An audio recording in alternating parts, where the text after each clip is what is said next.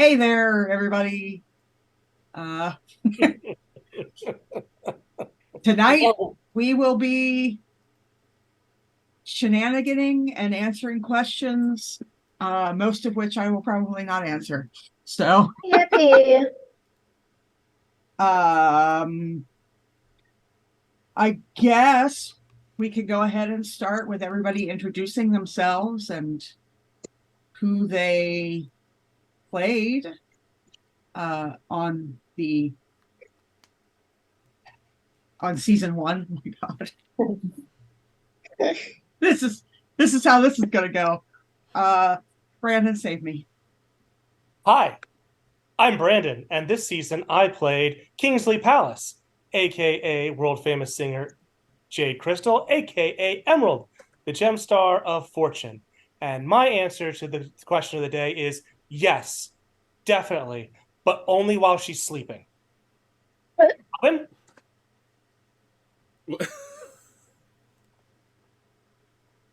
Who are you passing it to? You! Oh, okay. Hey everybody, I'm Calvin. And in this season of the GemStars, I played Arcelia, aka the Red Ruby Gemstar of Strength. Um, and to answer the question of the day, it's really a maybe, but it's more likely to happen on Tuesdays in April. Makes sense. And with that, I'll pass it back to the top row to Joe.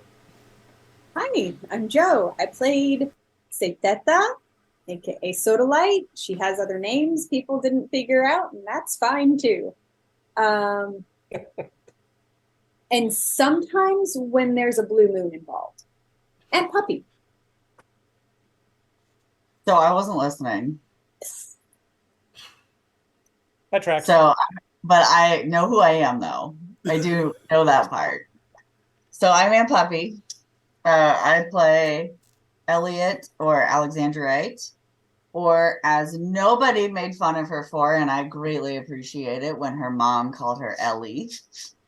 That's only because I wasn't playing that day. Like I would have Literally nobody noticed, and I love it. It's like my favorite thing. It was like the thing she was most so it was the thing she was most terrified about you guys finding out was that her nickname was Ellie, and she used to spell it with a little heart. No, I'm just kidding. I'm just kidding. She didn't spell it with a heart over the I. What was what am I answering? I have no idea. Oh, We were kind of then it just feels saying appropriate. things. Oh, then it feels appropriate. I wasn't really listening. So then I will pass it to Jemmy. Hi, I'm Jemmy. I play in the last season I was playing Mary, aka Morganite, the Gemstar of Healing, and our favorite little cinnamon roll. Um, Gemstar of feeling. Gemstars of friendship, Just feeling. feeling and friendship, and all of the happy stuff. I believe they actually said healing. I Yes. think I meant to, but I don't know at this point. I'm tired. And I guess only on the days that are why? Father. Hey everyone, I am Aaron. I played the Gru, formerly known as Braylon, formerly known as Amber, the Gemstar of Transmutation.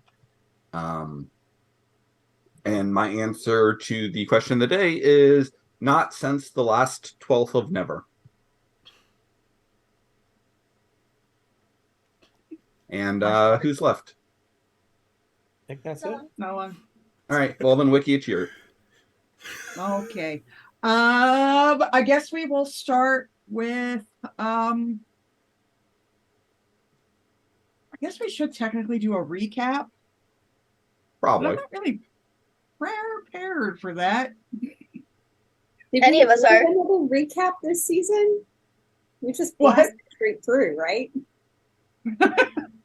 Well, the season started with the Master Mage of Wafandi, Gemma, being wiped from existence. by some magical shenanigans that occurred elsewhere in the universes. And then a big evil planet broke through into their pocket dimension and rained destruction down on the planet, and then went kind of quiet for about 6 months. And some magical gemstones appeared and ended up in the hands of our 6 characters, who became the GemStars, who ran around LaFondie, stopping bad guys from doing bad things, made friends, fell in love, stabbed some stuff, stabbed some more stuff. There was a lot of stabbing. There was a lot of stabbing. Went invisible. Not stabbing. Never Didn't want to enough be stabbing. seen. Didn't want to be seen a lot. Traveled to the evil planet, stabbed some more stuff, punched some stuff. Almost got eaten by a bush. And then beat up the big bad guy. And then another group called the Freedom League Dark came in and brought their own bad guy, because the GemStars didn't have enough to deal with. And then all of LaFondie ended up as the second moon of Earth Prime. Which And that is totally not going to be a problem. it's totally not going to be a problem. And I think it's a pretty good sum up. No repercussions whatsoever. Well, no, lived the happily GemStars ever lost their gems at the end in order to. Yes, the GemStars lost their gems during the last episode, as Adrian Eldritch came in and stole the Life Stone from the planet, which was what was keeping the planet alive. Oh, And in order to replace the Heart of LaFondie, the original Master Mage came back to life and merged with the Guardian and became the new Heart of LaFondie. we also broke the universe. Yes. That was more of an Amber thing, actually. It still But, happened as part of the entire story. To And be it was fair, awesome. they had no way to know that would break the universe. All I knew was the book was giving the big bad power. So Break the the book. book. it made We sense. were all trying to figure out a way. Like, I was going to try to snipe the book. I thought it was a brilliant idea, and I still do. I mean, Bowman thought the Marvel arrow made sense. So. It would have yes. if Bowman would have read the instructions first. It's not giving him. He's an arrow that makes things smaller, and there's a thing that was too big. And then it was way too small. Well, again, blame Hawkeye. I'm sure that's fine. So, who has questions? None of our chat room has questions yet. So I feel like all my questions will be answered in season 2 at some point. Say, Deuce had some questions in the Discord, but I don't know that we want to answer them. I'll answer the second one. I do hate it here. I was kind of wondering some stuff. Okay, well, I had a couple things. One of them is a bit more of a vague thing. Wiki, if you want to go into it. But I was just wondering, this is just like a general overview thing, because I don't know if we talked about it towards the beginning of the game. But I was just wondering, what other inspirations went into the campaign and the setting, because other than the very obvious one. I was just wondering if there's any particular media or tropes or anything that you were pulling on as you were filling out LaFondie and stuff, because you did have to do a whole lot of world You have to do a building. whole lot of world building there. Building. Wheel building. Wheel building. The I was world just wondering if there's any building. like specific things that you were inspired by there. Well, I mean, the whole thing started with, hey, I want to run a campaign, and oh, hey, here's the two options, and oh, okay, everybody wants to be magical girls, okay. So where should we set this? Hey, how about LaFondie? That's a magical girl kind of place.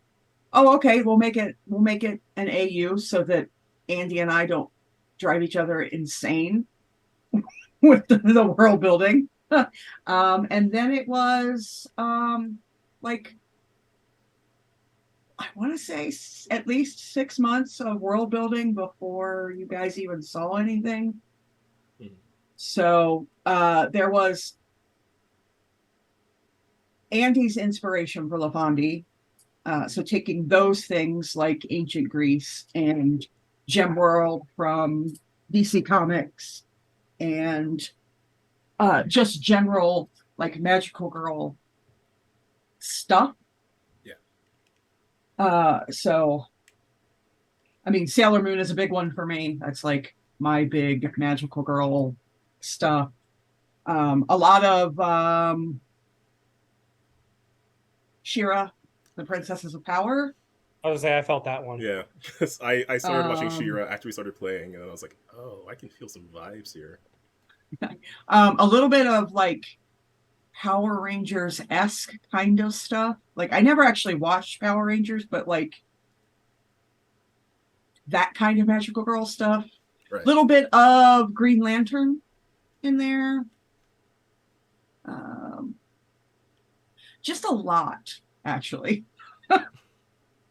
And then taking stuff that was going on in other games or that had happened in other games and working that into various bits of lore and whatnot. So just a big jumble of stuff in my brain that I had to like somehow get out of my brain. And onto a map. And onto a map, yes.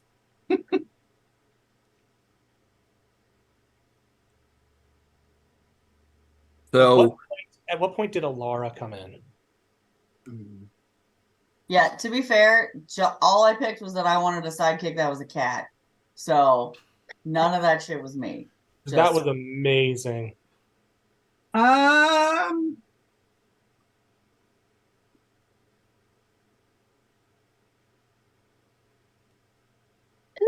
kind of worked her into wider lore and into being the cat once I decided I wanted that alternate version here, which didn't come immediately. It came after, I don't know, we had been like 10 episodes or so in when I decided how and who.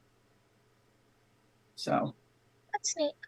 Just ask a question in the Twitch chat, which was there an inspiration for everyone's character? I can take the lead on that one because I'm gonna be honest with you. So I kind of wasn't like one of the first picks of the gems, if I remember correctly. I was kind of like feeling it out, but I was like, we should probably have a healer on the team, so I chose that one. And really, the real inspiration behind Mary was kind of take the general pro tag of almost every magical girl show you see, because almost always their power is like power of friendship. And everyone else is like, yeah, power of fire, power of kill. But the one that we seem to be focused on is like, this is our leader, happy smile. And I wasn't expecting Mary to ever be a leader. I was just expecting her to be the friendship dealer, which did work out, so yippee. But that was just kind of what it was based off, because I was like, we're going in on the tropes here. We're gonna go with the generic pink colored or, some light color, happy fun, everything's sweet all the time, and then I can shatter her. And boy, did she shatter. Oh, she's gonna have issues come next season because not being able to heal the Guardian has left an impact. So I'll piggyback off of that because my inspiration was the exact opposite. Yeah.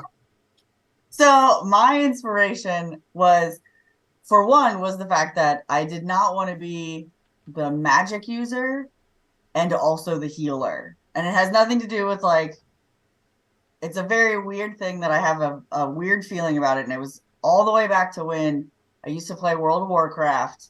And as soon as they heard that I was a girl, they immediately assumed I was the healer. And it just like irked the shit out of me. Mm-hmm. So I was like, perpetually every character I play, I want to essentially be the opposite of a healer because it just made me so angry as like 9 times out of 10 the only girl in the horde. And I'm like, no, I'm like a rogue elf, you know, with, you know, giant ears, and I'm hiding in the corner shooting everybody with these bitchin' arrows. And they're like, no, I stab you. That is what I do. Or I was like some ugly orc that was just like, I'm a tank, and I would just run in and start punching people. Like, I didn't want to be the one that sat there with like throwing potion bottles. So like, I was like, what is the opposite of that? You're just a reverse healer. Yeah. So that was kind of where that came from in terms of, I was like, I need to be the opposite of that. And so, and I like the idea, I think just stemming from me in real life, liked the idea of her kind of being from somewhere else, not really fitting in, nobody really noticing her, essentially. Not necessarily literally they couldn't see her, but like the premise of like she stands out like a sore thumb, but also feels like nobody is paying attention to her. So that was kind of how that came about. And Alexandrite is my birthstone. So, and I liked the idea that it changed colors and different lighting. So I felt like it kind of would be one of those things where she would kind of change as she grew into the group, where she would become more of a team player, less of a I'm all by myself, and kind of really coming together in that, you know, the purple color, which is kind of what Alexandrite is like the known color for. So that was kind of where she came from, was like, what's the opposite of Jemmy's character? That's what I want to be. So for me, Wiki put out a list of, you know, possible gems and what their meanings had been. And I kind of loved the idea of doing something involving transmutation because, as you may or may not have picked up by now, I'm a little bit of a rules twink as far as mutants and masterminds go. I like playing with what the rules can do. So I loved the idea of transmutation and all of the weird variables around that. What I did not expect was that then Wiki would put out into our little group chat, because we'd already had the City of Destiny finale. And so we knew that there were going to be a whole lot of lore dumped onto LaFondia at some point. And Wiki would put out into the chat the idea that, hey, someone could play a group. Well, I had been working on a character who was going to be all based around alchemy.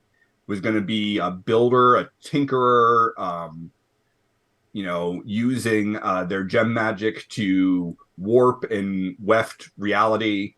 And then Wiki's like, hey, do you want to be a group? And that entire character concept got thrown out the window.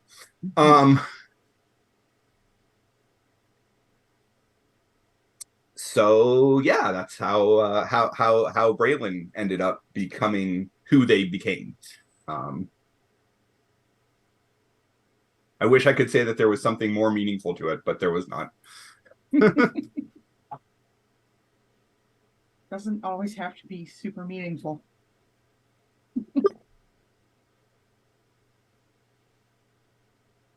So whenever I create a character for any kind of game, I start with their abilities, because I am not clever enough to come up with like a character and then build to that character. I have to actually build the character and then decide who they are. I just don't have a strong enough imagination to go the other way. And then couple with that, I like playing characters with more esoteric powers. You know, and I think that kind of shows who I played so far.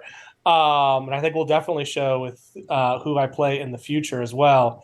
And so I just got the idea that, a luck based character would be a lot of fun. There'd be a lot of flexibility, a lot of creative thinking, and not a whole lot of damage. Just make it for a really fun support controlling character. And then from there, I started building the character out and coming up with, oh, they've got the luck gem because they're just innately lucky. And so from there, started building out just ideas that pop in my head. And so, it was, oh, she accidentally became a world famous musician. And then it was, oh, but she probably also wants to be famous, but also doesn't want to be famous. And then Hannah Montana popped into my head, and so that was a thing. There was Wiki described the airships, and I was just like, yeah, that makes so. She's super lucky, so she got born into a rich family. Clearly, they must be one of the premier makers of airships. And just kind of playing with that idea and just kind of going wherever it took me. And so not a whole lot of really amazing insight. Really, it was just I wanted to build a character who didn't have trauma so that all the trauma they experienced would happen on screen. And so, yeah, Kingsley was born.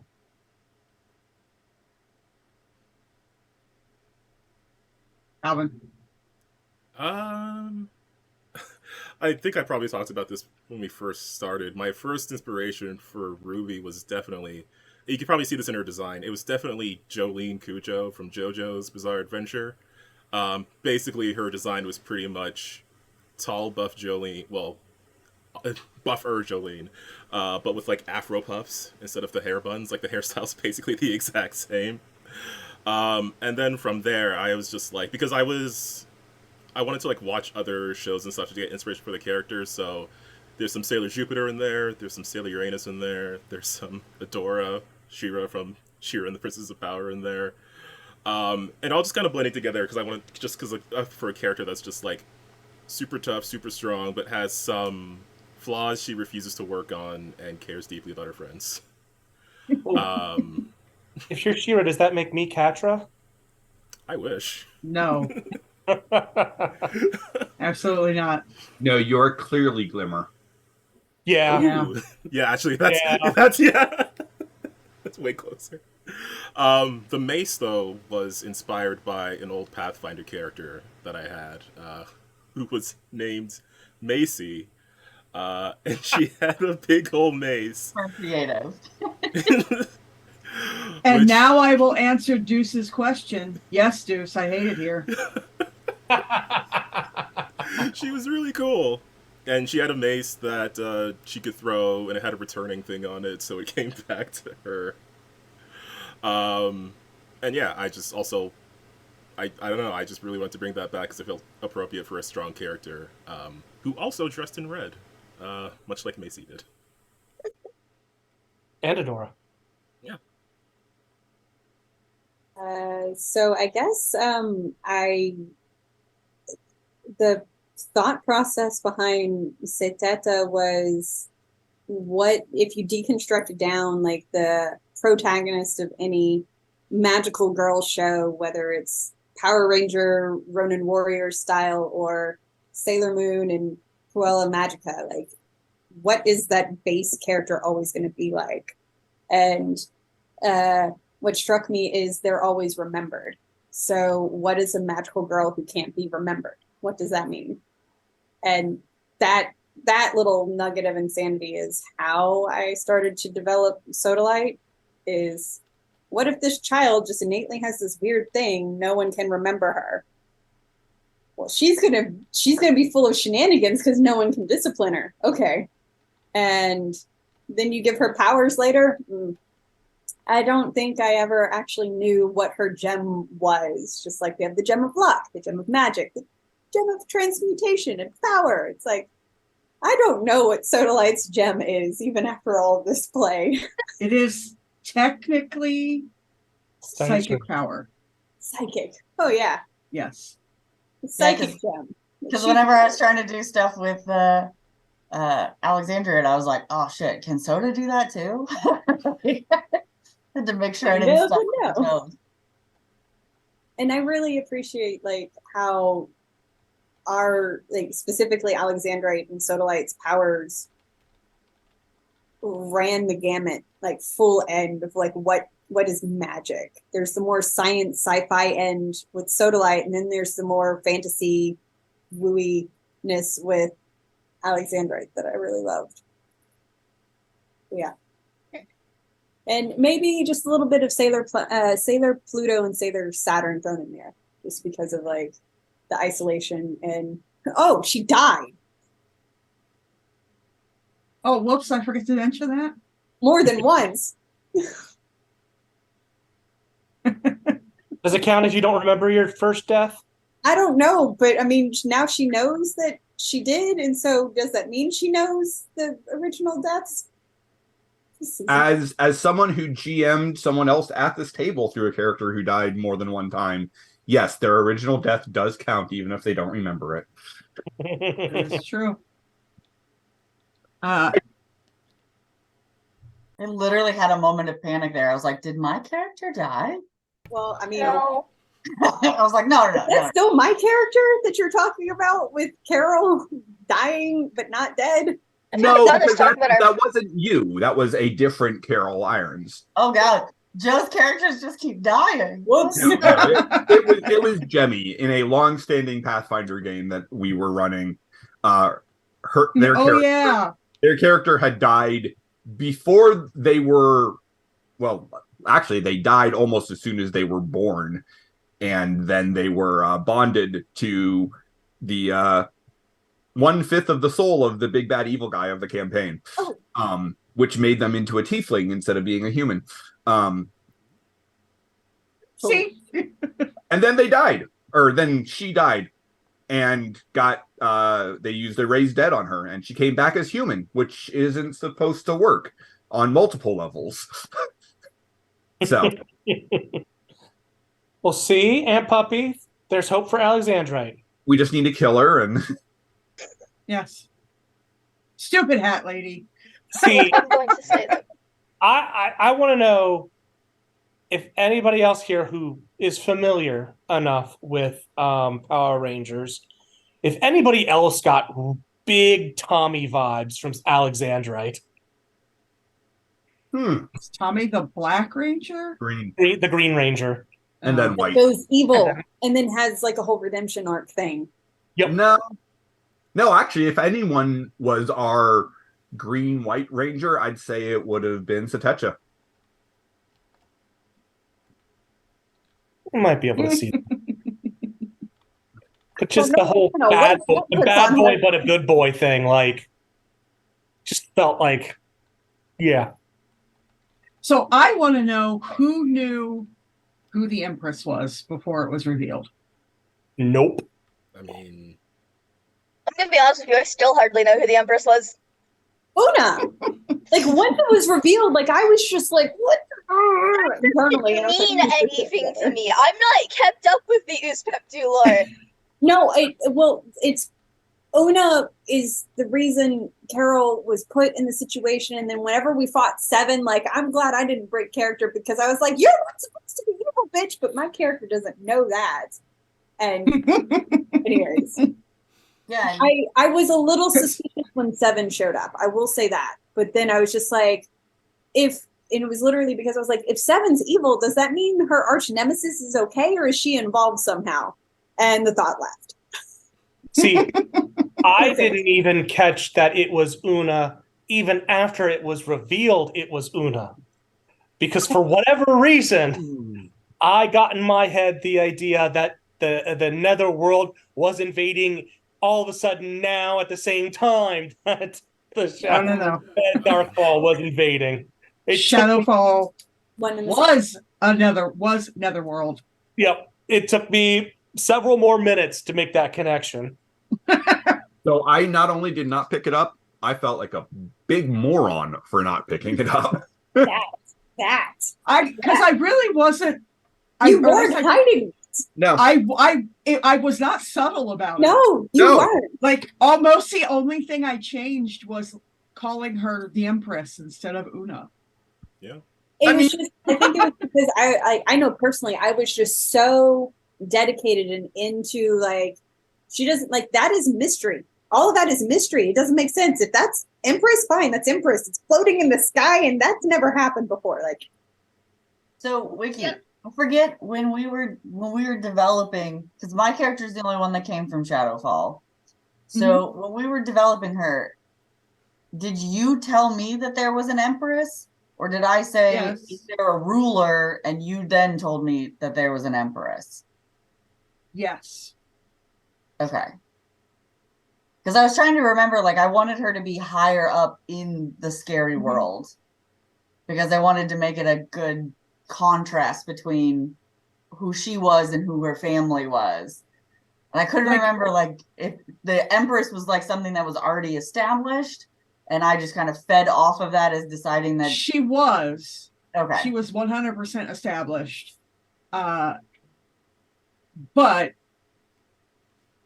your questions, like when you were asking me things, I was still in the process of developing exactly how Shadowfall was going to work. Okay. So you gave me an opportunity to get some of that lore in through other means than just spitting stuff at the stream. Gotcha. So okay. So I was wondering that because I was like, I know it was kind of, we were doing kind of figuring out Shadowfall kind of together. And I was like, that's what I was wondering. I was like, did you already have decided, like, oh yeah, the Empress is Una? Like, you already knew that, like, from the get-go, and you're like, oh fuck yeah, like she's gonna feed off of that, or if it was kind of at the same time feeding off of it. No, Una was always the big bad. Okay. So when did you decide that a victorious Una was going to be the big bad? Was it from, like, the very, very beginning, or what inspired you to go with that? Well, I think it was the whole the whole alternate universe. And I was like, well, I'm gonna lean into that as much as I can. So we're gonna make our first big bad an alternate version of a big bad that they've already faced. And it's kind of a big bad, you know, it's Una who did things in a slightly different order and who had a slightly different goal in mind. Like Earth Prime's Una, her whole thing was, I'm going to become a god and I'm going to plunge the entirety of the universe into darkness, because why not? That's what you do. And this Una's purpose was, I'm going to become a god because I'm going to take control of everything. And if, you know, stuff gets a little dark, whatever. But that wasn't her ultimate goal. Her ultimate goal wasn't, let me plunge everything into darkness. It was, this is all mine now. You know? And a bit of lore you guys didn't actually get that I don't think is going to matter is the way that Una found out about. She ended up with basically she ended up with knowledge of what happened on Earth Prime. to her other self through Glimpse, who accidentally, on purpose, gave her a shard that allowed her to experience that. And that was what formed her. Yeah, that guy. Yeah, that would have worked. Yeah. Yep. Hold on. When you say glimpse, do you mean teacup? No. Okay. I mean glimpse. Wait, what was with teacup? That would be one of those things she has no intention of answering. Nope. Maybe you'll answer, was it teacup creating the doors in the hedge maze? No. Interesting. Nope. That was the magic of the labyrinth itself. So the magic of the labyrinth was helping us? No. Those doors were not there to help. They were just places. Went places. But they always seemed to go somewhere that led us closer to one of the things. No, there were a couple of times it took you further away from where you were headed. Oh, yeah. No, we did a lot of backtracking and being taken further away. I was making a very concentrated effort not to guide us because I could see the whole map. And no, we got real close sometimes, and then we're like, nah, we're on the other side of the map. Okay, fuck. Yep. But yeah, the doors were kind of, for lack of a better term, red herrings inside the labyrinth. They could be helpful if you use the right one at the right time, but they weren't designed for anything other than to confuse. That's strange because I never got confused. I was always very certain that they were helping us. Well, like lore-wise, they were designed to be confusing. Also, so that the Minotaurs could move through the maze more easily. They have the ability to remember the maze, essentially. So, yeah. I think we just got lucky with the doors a couple of times. Mm-hmm.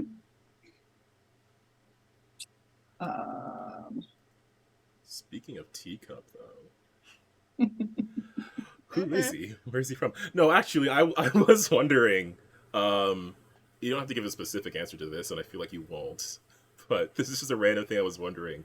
Did Teacup have a name before he ended up with that one? Yes. Okay. I was just curious about that. I know you're not going to say what it is. He I has was just a name. really wondering if there's a name in your notes somewhere that never came up at all. Yep. Were we supposed to find Teacup's name? Not necessarily. Yeah. But he has one.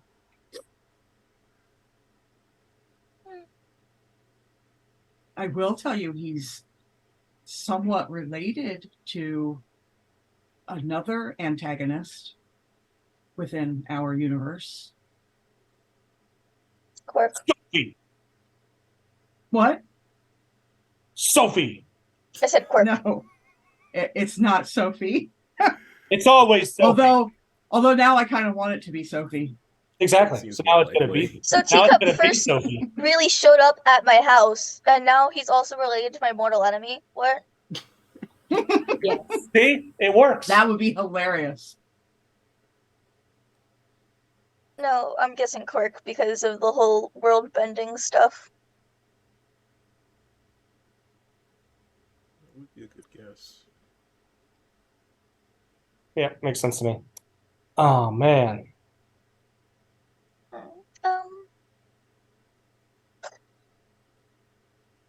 Why is Ortisan such a jerk? He's a grumpy little owl. Because he's a. I'm mostly joking about that. I get why Ortisan was how Ortisan was. I think my real question was, don't know. What's up with him? Because there's something there. What's up with you? I Or is it- know. And his like favorite pastime of not answering questions. He doesn't like to be questioned. Okay, Yeah. fine, but like, Figure it out on your own. Okay, extra Ortison. who played him? Shut up. Yep. I know things about So- your pet. I'm sure you do. So the gem pets were all actual animals from the planet who had been chosen and then infused with part of the guardian spirit of the life stone. For anyone who watched specifically Guardians of Haven and saw certain moon twins experience with the moonstone and its guardian. Oh. Yeah, I mean, it seems to go a lot better for them. So for whatever reason, the life stone Is a gave soundcliffe. its 5 parts of its essence to 5 different animals because that guardian assumed that one of you was going to end up as the guardian of the stone. And it was their responsibility to watch you, assist you, and ultimately judge you on whether or not you were worthy of being the holder of the life stone. They're real upset that didn't work out too well. And Ortison just apparently got the attitude part of that particular guardian. I'm not gonna get an answer to this one, but did they think any of the GemStars were worthy of being the holder at this point? I'm not going to answer that question. Yeah, I thought so. Let's try. You don't have to tell us which one, but would you say any of them were? Yes. Okay. So we've got a question from Discord that is, Can we not answer it? Actually, I don't think they. which Gemstar likes pineapple on their pizza? I think I need to call them out on the fact that I have bad grammar and they used witch as in terms of like an actual witch. And not witch as like in terms of which one would you rather like. So then in that case, the answer has to be Alexandrite because she's the Gemstar of Magic. And Yep. the only witch, but And I would say, who qualifies a I witch. would say, yeah, and I would say that Alexandrite in spare time would sneak around with Soda trying all of the foods. Because I feel like she wouldn't, like, she doesn't understand, like, all, like, you guys' fancy foods. So to her, like, a hot dog is a fancy food. Like, everything is fancy to her. So it's like she would just want everything. Like, no, like, the weirdest shit you could possibly think. Like, she would be the one that would be at the state fair eating, like, the deep fried butter. Because she's just like, I need to try all of the things here. Like every possible thing. So I feel like she would have no limitations on what she would eat. And I would absolutely accept Soda being the one to introduce pineapple on pizza to I feel like Soda would just throwing shit at her to try. Like, hey, you should try this. Like, just to see where the limit is. Kingsley is just lucky enough that she's never had pineapple on pizza. Pineapple on pizza is delicious. You're wrong. Yeah. I had pizza with pineapple on it today, actually. I miss eating pizza with pineapple. Let me put it that way. Like, I am that delicious. Cooked pineapple is the best. Oh my god, it's so good. Well, actually, cooked pineapple is great. Because her mom thinks it's way too unhealthy and that it's not good for her. So It's gonna give her issues, and my question then would be, obviously a Hawaiian pizza can't exist on the fondue, so what would it be called? What's the island? What's the name of that island? Meat pizza. There was an island, and I can't remember the name of it. It's called Legends Reach, but you guys, no one has ever been there. You're not allowed to go there. Which means it's perfect for that to be where the pizza comes from, because who would ever know? Because it's I mean, mysterious. Hawaiian pizza doesn't come from Hawaii, so. Exactly. It's true. We have another question in chat, which was Legends Reach. It's Legends Reach Circle Dough. no, we have another question in chat, which is Brandon, stop trying to name things. Anyway, we have a question, which was, what was our favorite moment from season 1? I know Or mine. switching. What was that? I mean, there was a lot of really fun stuff, but I feel like the power switching was a whole lot of fun. Yeah, Alexandra was ridiculous. turning into a dragon.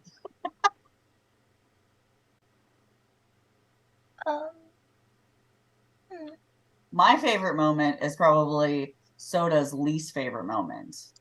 But my favorite moment as a player was when Soda died, because I feel like at that moment was when Alexandra realized what it was like to have a teammate she liked and cared about. Like, out, because like she loves her mom, but you know, when your mom is nice and is helping you steal things, like you kind of have to love your mom. Like, kind of built in there. So like she never really had, you know, her sister had all the friends, her sister was higher up, you know, all of that kind of stuff. So it was like, I think that moment was kind of Alexandrite's turning point of where like seeing Soda die, then seeing everyone come to help was kind of like that moment where it was like, okay, like we're a team, we're a group, and she kind of grew. And I think that if that hadn't happened, I don't think she would have ever saved Ruby when she saved Ruby that time. Not that she didn't want to save Ruby, but I think she would have been a lot more hesitant to save her. So to me, that was like my favorite moment that allowed me to like really turn her from being like, oh, just the weird demon that can turn invisible and hates everything, to like the Gemstar of magic, I think, was that kind of moment for her. So that was my favorite moment. As a person, as a real person, that was my favorite moment. Alexandrite's favorite moment was turning into a dragon when she got to switch powers. So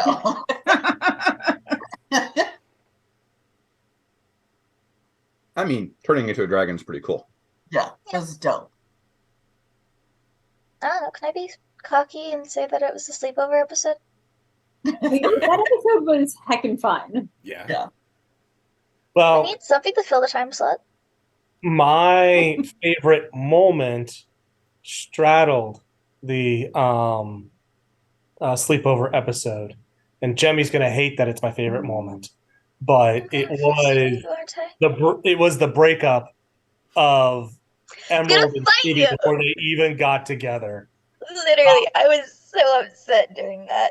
I was like, yay, fun sleepover episode. And I jokingly put into the description when I had to write it, like, unless we bring our own homemade trauma. And then Brandon was like, yeah, okay, so anyway, I baked an entire free story cake of trauma. And I was like, what? Huh? And then Brandon showed up with Circle Dough. Like, that was, oh my god. I don't know. Other than that, I mean, there's a lot of just little moments that were just so, like, much for me. Like, they made me just so happy. I mean, like, I don't know. The silly things that you didn't think would be, like, remembered as a moment, but became one. Like, when it was constant having Mary getting ahead, and then Ruby quickly interposing was really fun me in the headspace.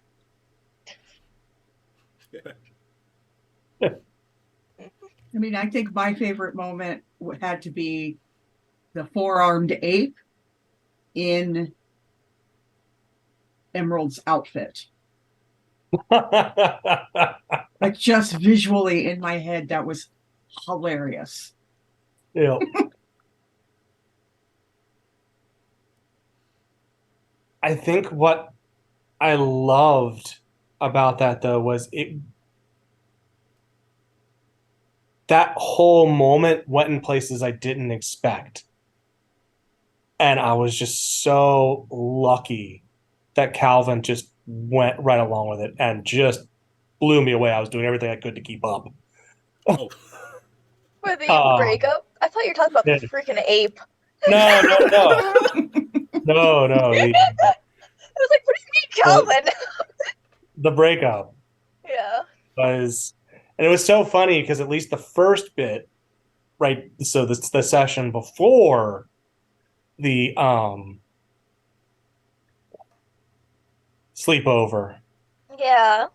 went that whole scenario. I mean, Calvin must have been reading my mind. It went exactly how I imagined it would go. yeah, man. They're like the Ruby and Emerald thing, the rumor rolled. It's all just vibes, man. I'm just going with the flow. Oh, I don't know. A2? I I appreciate that Soda still found a bathroom even during the finale. Oops. The bathroom's becoming a thing. Wow. I wasn't expecting it, but it was so great. Apparently that's her go-to for the stealthy self. And I don't know. I mean, it kind of makes sense. It's a small space that nobody really pays much attention to. Yeah. And everybody wants to desperately avoid conversation in it. Conversation and eye contact. Like, none of those things happen in a bathroom. Yeah.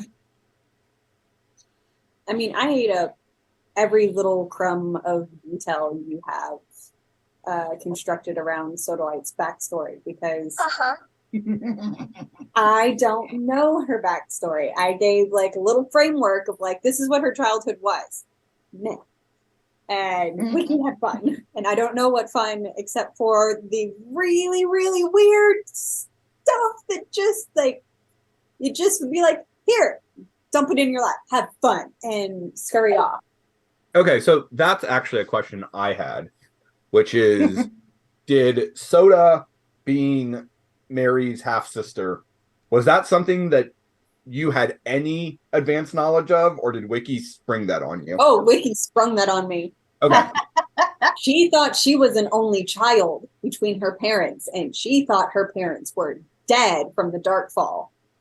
That's what I have to say, though. I'm going to point out, I had no connection in the father thing. Like, pointing this out, I gave Wiki the backstory of brother with presumed dead, and I put presumed dead because I was like, yeah, sure, we'll leave that open in case, you know, he becomes a villain. I was not expecting him to become another PC, but I take this. But then I was like, yeah, so controlling mom to make, you know, magical girl shenanigans possible. That's it. That's all I gave Wiki. And Wiki was the one who went, all right. So the entire thing, the father, was not my awareness. When did you decide on that? On that little? I should have known something was up Wiki. when like I could not get any information about the dad. Like, ugh. By the time that scene happened, I was just like, she was in the corner, like, you are sus, MF. You are sus as all get out. I'm gonna find your secret. Oh, your dad. That's a secret I can't give. Oh.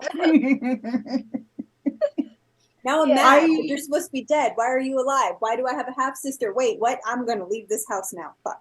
See, this whole conversation is amusing me to no end because there's so much more. I know. And it is not what you think.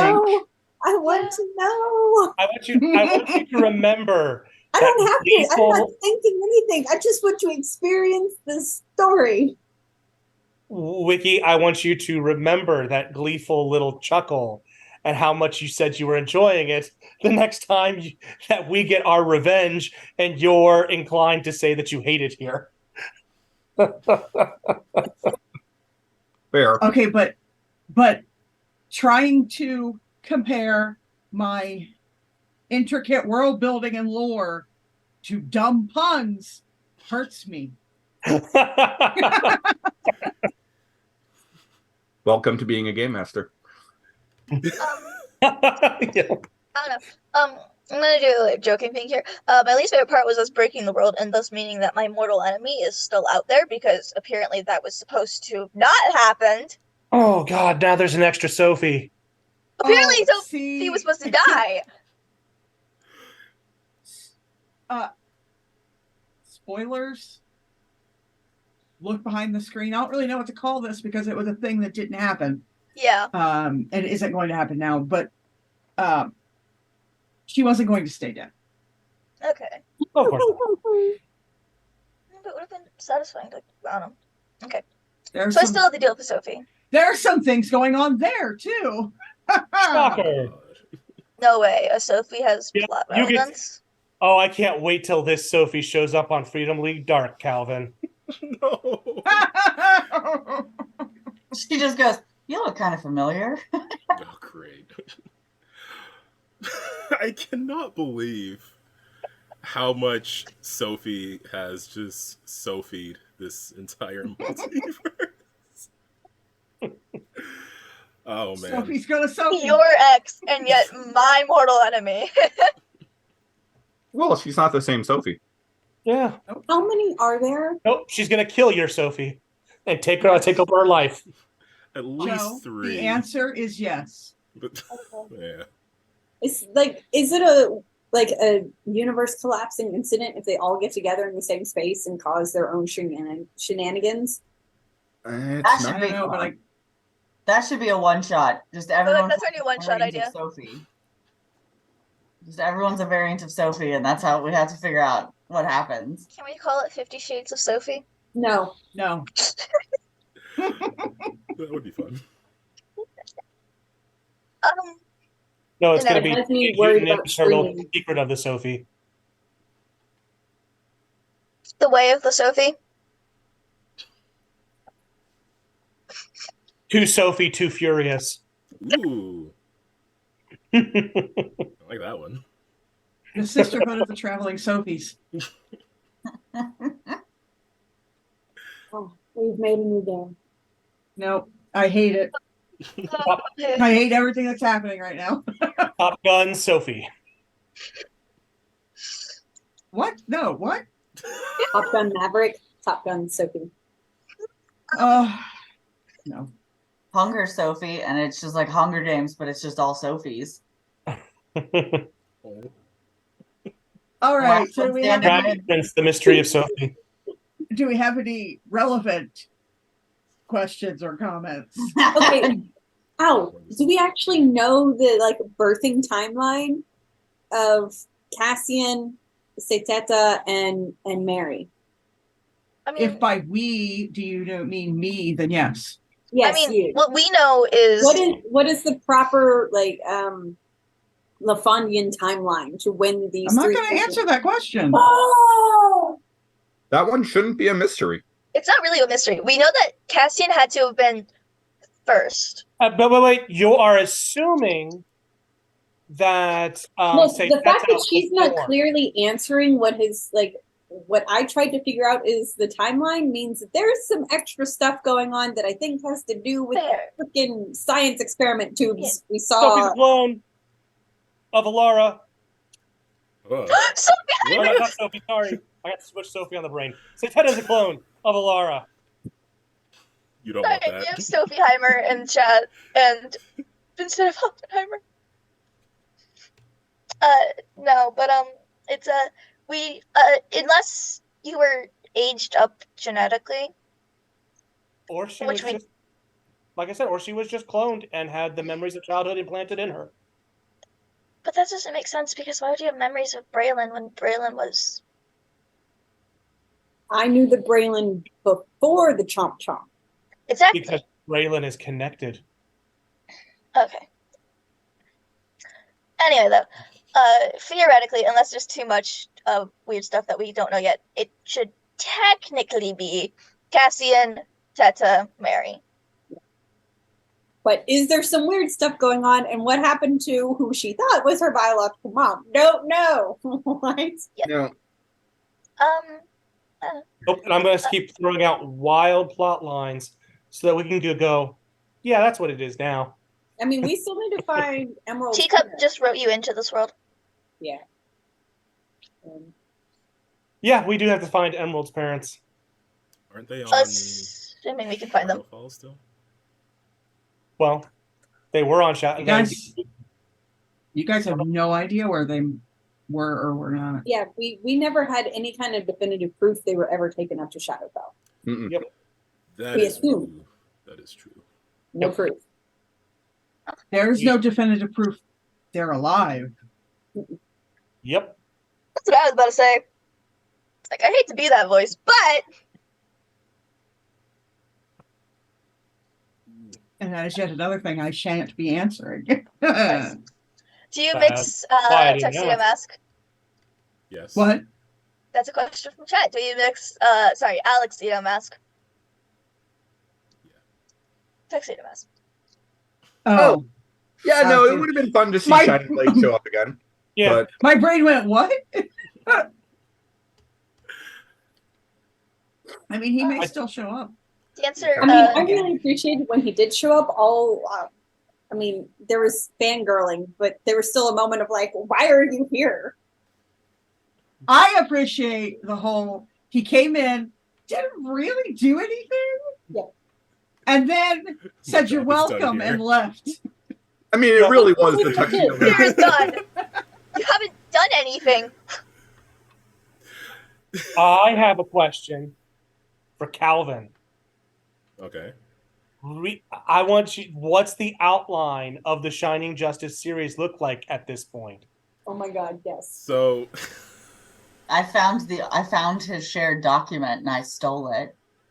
yeah, I think that might be a bit out of date. So I do have a document saved locally where I have several columns, and it's just like book number, book title, plot summary, and then a section for here are things that have been said in game, so these must be canon to whatever the novels exist as. And the thing is, like, I wrote outlines. Some of them actually aren't bad, but also I like the idea that it's just this mysterious thing that can just be whatever we want it to be at any specific point in time. So I kind of want you to give me the outline and make it a blog post. Yeah. I kind of want you to give me the outline and let me write a snippet from it. I could clean it up a bit because it's been a while, so I'm sure I would go back to it and be like, oh, I could probably put more detail in this spot here or whatever. And I also love. like, yeah. Oh, go ahead. Oh, like just also add things that people brought up, like how there was power switching in book 8 somehow.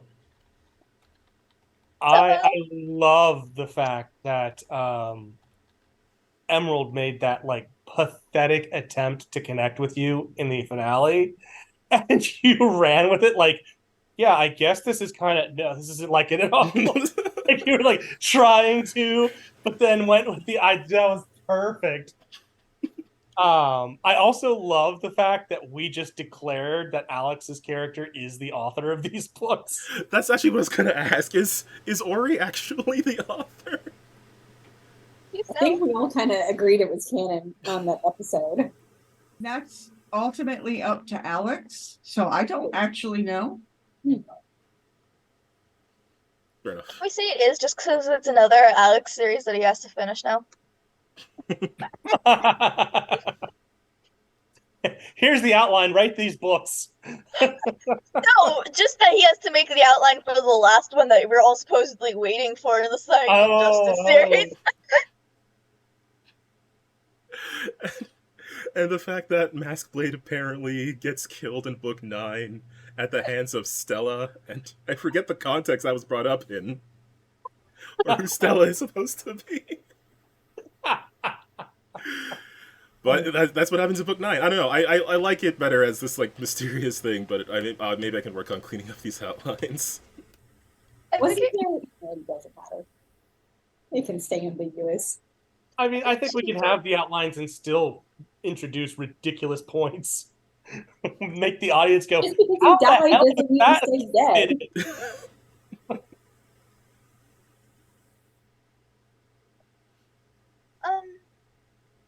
fit? Now the question is, though, I don't think we ever fully answered this. Is the Mass Blade in the series, is it actual tales of the Mass Blade, or is Mass Blade just a self-insert? He's a self-insert. Yes. We decided that it was a self-insert. I don't know why those two things can't be happening at the same time. No, here's the real question. Based on true events. Yeah. No, here's the real question is, who was Arcelia's OTP in Shining Justice? Oh, because if you and your friends wrote fanfic, there was an OTP, and there was a ship that you would go to war against. God.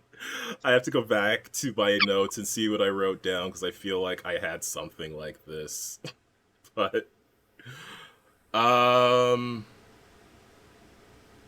don't know, because now I have to, like, canonize stuff. And I'm hesitant to do that. Since you ship it doesn't mean you have to canonize anything. I have a ship of like two Don't characters you who remember? You interacted told like me it was. twice. You told me it was Sally and Beth. No. Canonize in terms of like those are two characters that actually exist. I know she had a favorite character, Josephine, who was really good at using swords and had to overcome a fear of snakes. So probably involves that character. That tracks. Ho-ho! But Deuce's question in the chat. Any big changes from how you envisioned your character at the start to now? Yes. I will let literally anyone answer that before I go on to my diatribe. all right. I'll take the first because mine hasn't been too different. Mary, I always envisioned would be the once again, healer archetype. And I was already like from the beginning, I was like, we have her as an optimist so that we can watch those ideals crumble when things get bad. That still happened, although yes, there were big changes.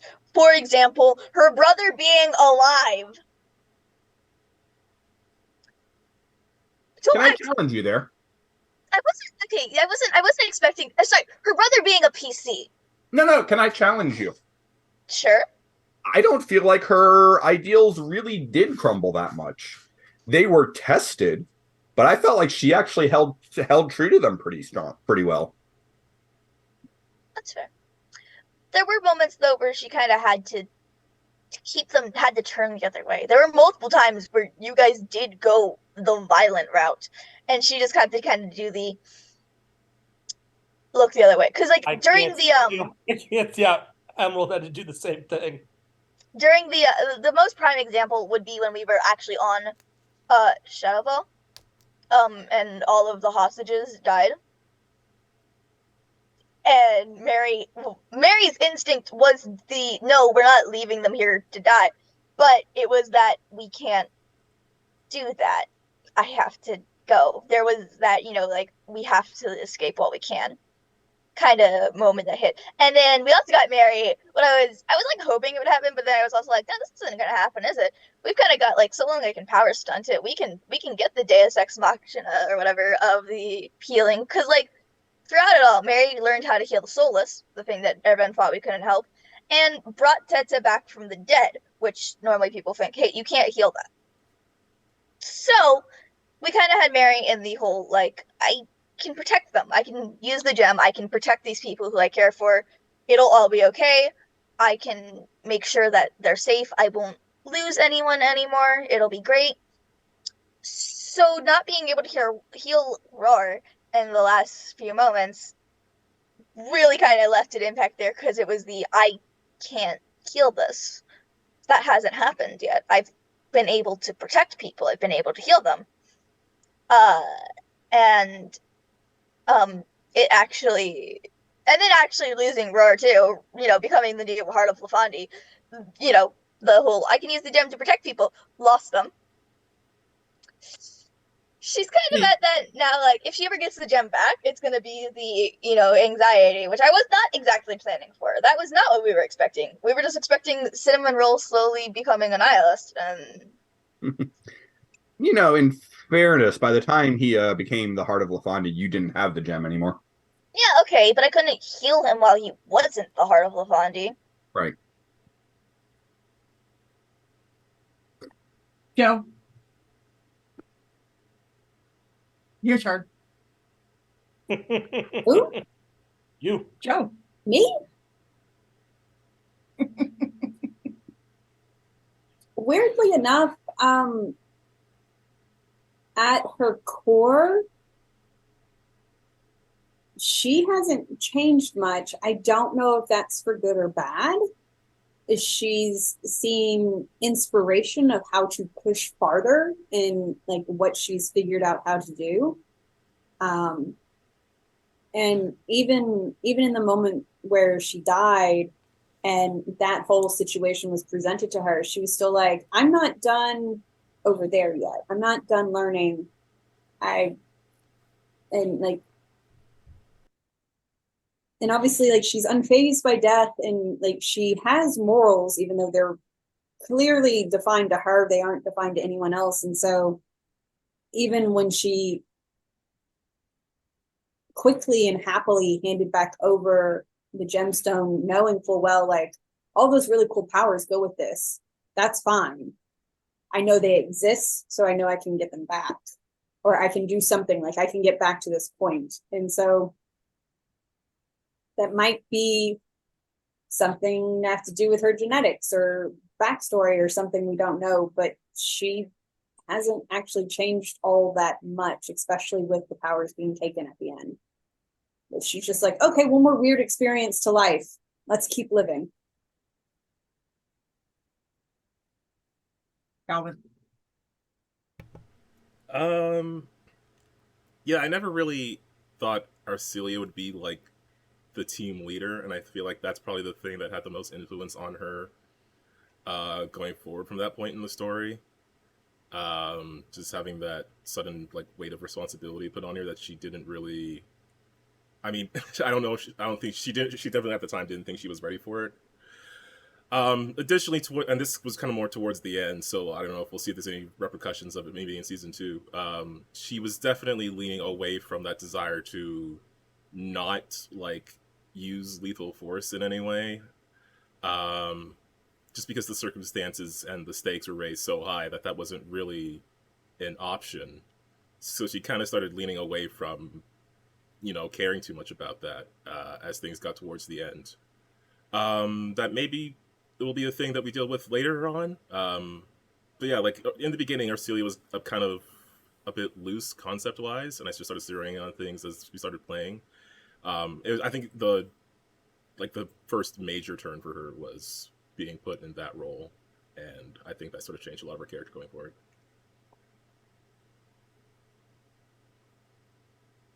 Brandon. Oh God, what didn't change?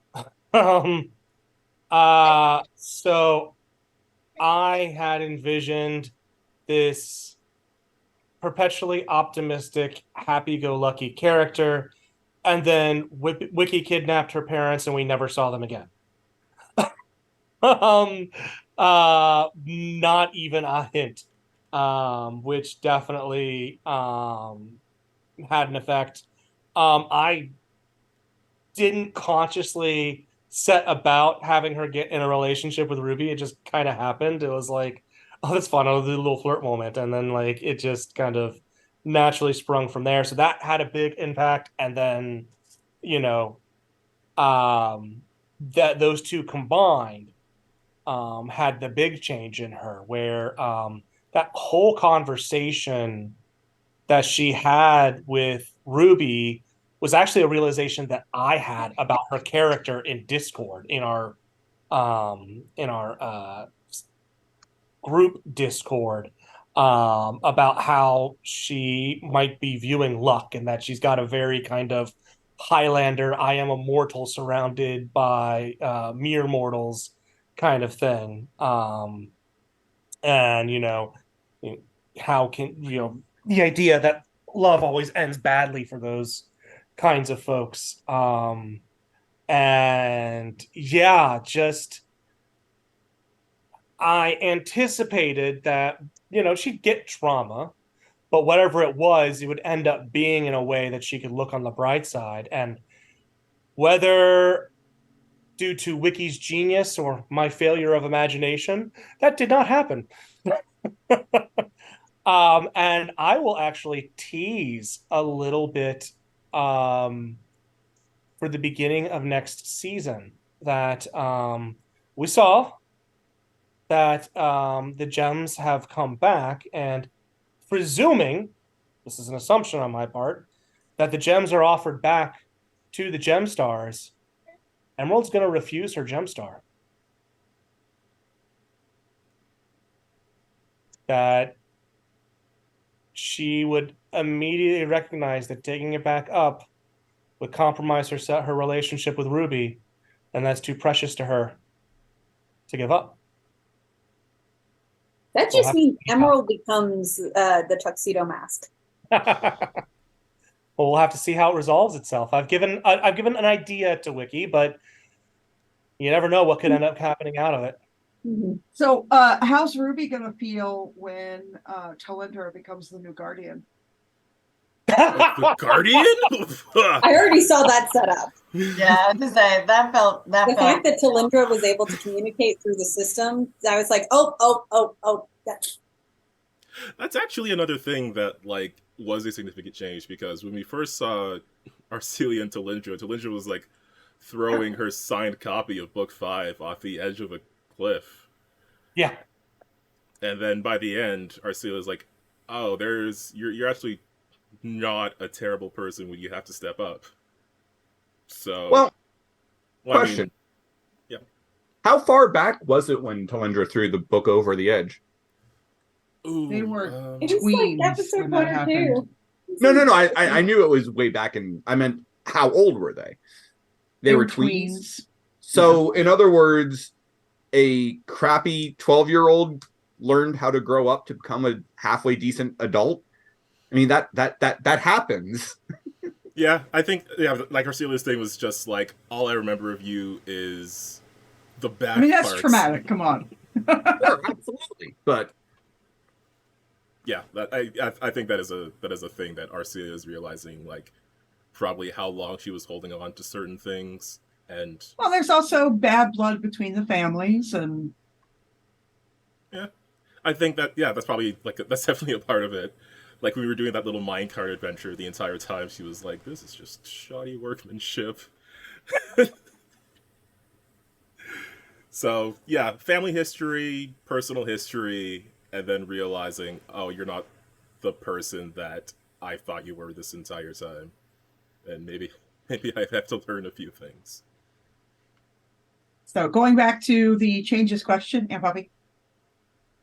So, I mean, my intention always was for Elliot to die and that I wouldn't come back for season 2. That was kind of always where I envisioned. I had never voiced this to Wiki because I didn't want any of that kind of to affect anything, but that was always my intention, was to not come back. Okay, Harrison Ford.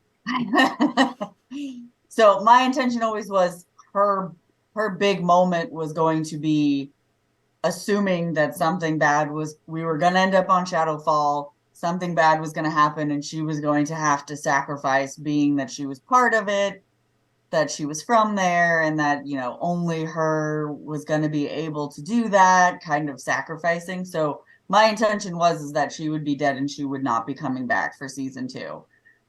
So the fact that it didn't happen, I mean, yay. But so I think knowing that was my whole intent to begin with, to me, the changes didn't seem big, because I feel like the only way for it to work would be for her to develop a fondness for the team, give them all like nicknames so that she could remember who they were, and like kind of building that sort of rapport. What I don't think she realized she was going to do was develop a strong connection to her. So to everybody. I mean, obviously her and Soda are now like BFFs, but like but I don't think she was expecting to get that kind of like big sister vibe with Mary. Like I don't think she ever intended that to be, I never really intended for that to be a full-blown thing. But I think mostly it was because, you know, she never got that with her actual sister, who she was technically a year older or a minute older than. Like she never got that big sister thing because, you know, that sister overshadowed her. So it was like, you know, she never got to be the one that got to put herself in like real danger and like kind of protect a family member. So I think the fact that the end goal I had was that she was going to sacrifice herself for the big picture, that all of the development she had kind of went in line with that. But the fact that it didn't happen, it makes them seem even bigger. So, you know, the fact that when Soda died, she freaked out, like not in anticipation. The fact that Mary wanted to just like run ahead to everything. And, you know, Elliot, first reaction, scary thing comes out is to throw Mary behind her. Like that kind of thing. You know, with my end goal was normal. Like that should have been a progress that she took. But the fact that it didn't happen kind of made those even bigger. And I think the fact that she probably was going into when we all landed in Shadowfall was that she was going to have to do that. I think those moments felt bigger to her than they probably originally would have been. So how's she gonna handle now actually being truly, actually happy? Yeah, I don't know that she will be because her mom is not there. So I don't know that. I think her goal will be to find her mom, to get her back. Whether that means leaving all of you to get back to her mom or being able to figure out a way to get her mom to her. So I don't think she'll know what full happiness is, but I think it'll be very much a moment of like, so this is what a family is supposed to feel like kind of moment. So I think that's more where she'll be in her state of mind come season 2. Will kind of be like, okay, like, yeah, like I look weird and different and not like all of these others, but you know, that's okay. Like this is the family that I'm supposed to have, I think is where she'll be. You know, that family wasn't my real family. This is the family I'm supposed to have. So it'll be GemStars 2, The Search for Parents. Yeah, pretty much. Search for parents and finding more out about them. The Parent Trap. Didn't we say that we already claimed that Heroes of Tomorrow is the daddy issues squad? We can't have another parent issues squad. Well, the parents aren't the issues in the sense that they're bad parents. It's the fact that something has happened to them and they're not here. Right. It's the fact that they're Aaron. good parents that created the parent issue. Your turn. Oh boy. So how did my character change from how I envisioned at the start to now? Well, up until the very last episode, personality-wise, Braylon did not change a whole lot. They from the beginning they loved people, they loved individuality. They would have happily sacrificed themselves for anyone else on the team and would have considered the time that they had not being a part of the collective a blessing.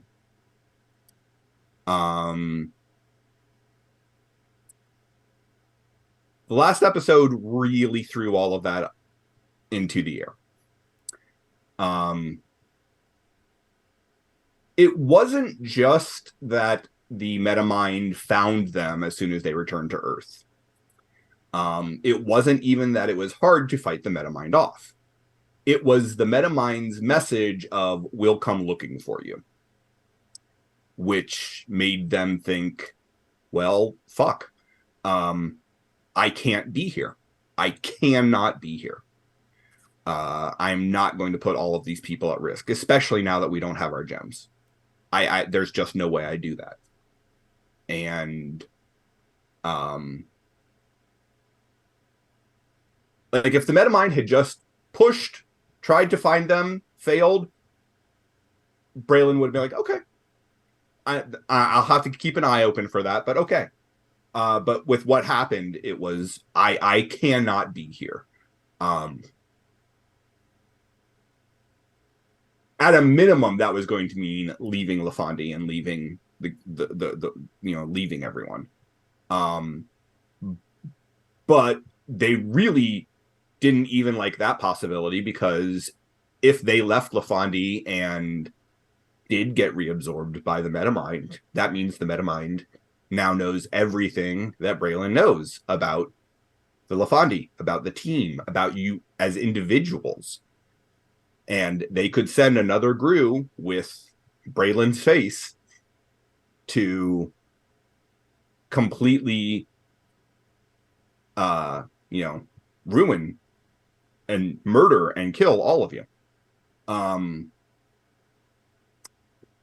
Braylon was not surprised that the rest of the team shirked at the idea of killing them. They were, however, furious with Ruby. Because Braylon knew full well that no one would be happy to kill them. But Braylon did think that Ruby's promise meant something, and it felt like Ruby was shirking their promise. All of that could have been fine still, except then there's some of this discussion has come out on the Discord, but then Andy had Resonant use the book to, well, didn't use the book to make sure that LaFonde was safe, and B, to literally change who Braylon was without any consent obtained from Braylon. And okay, so I'm a metamorph who had no identity for the first multiple decades of my life, because Braylon is much, much older than anyone else. But, in terms of having their own identity, it's only been a few years. But so for many, many decades, I've had no identity other than the fake identities I put on to infiltrate. I now finally have an identity. And now I'm being forced into a new identity without any choice. I don't know where Braylon goes after this, but it would be real easy for a wiki to take Braylon and NPC them into the villain, because Braylon is really upset and really hurt and really angry. And that is up and down across the team, and applies to the heroes from Earth Prime too. So I will also like to go out and say, none of this is Aaron's feeling. Aaron thought it was great storytelling, was awesome. But from Braylon's point of view, and I'm not saying that Braylon couldn't be reached, but where we left things, they're just furious with everyone.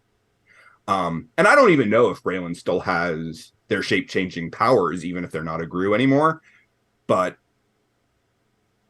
in some ways, that's not even the thing that bothers them. It's, you're not a Gru anymore. You are not who you were born as, and you didn't get a choice.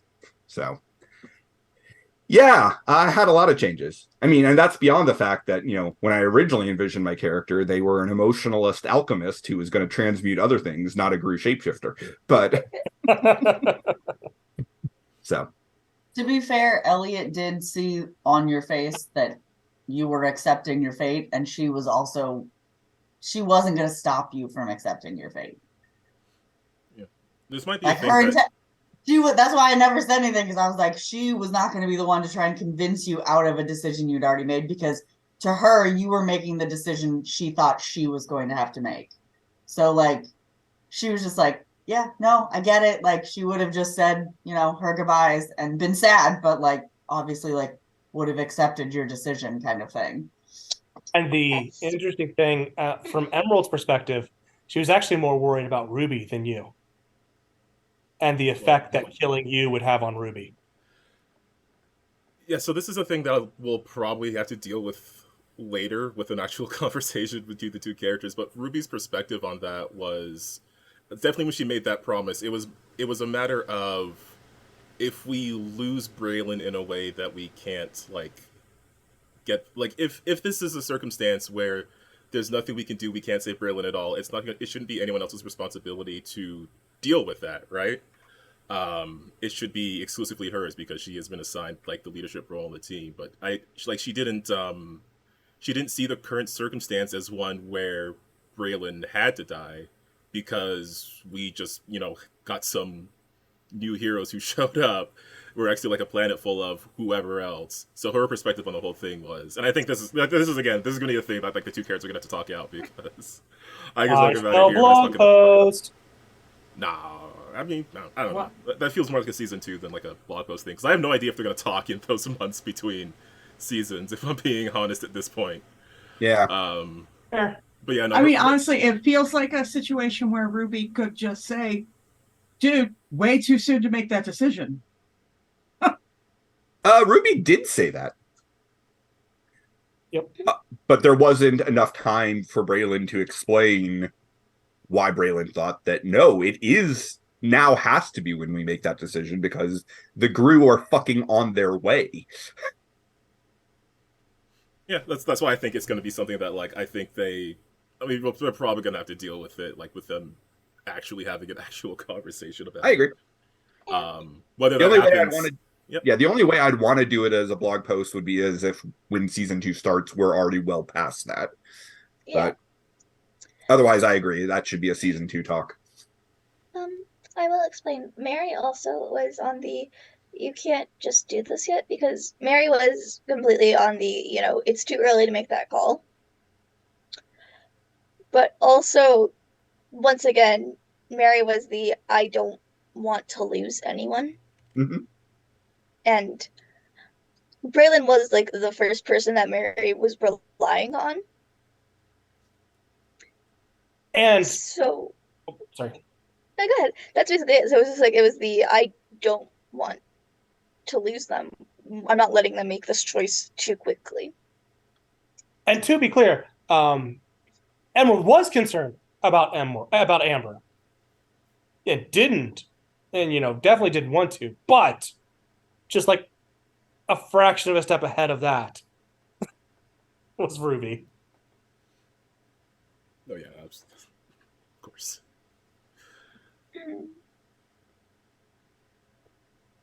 Yeah, that was definitely something that, I mean, part of me almost wishes we had another episode so we could go into some of the consequences of stuff. I know, right? Yeah. Hey, Wiki.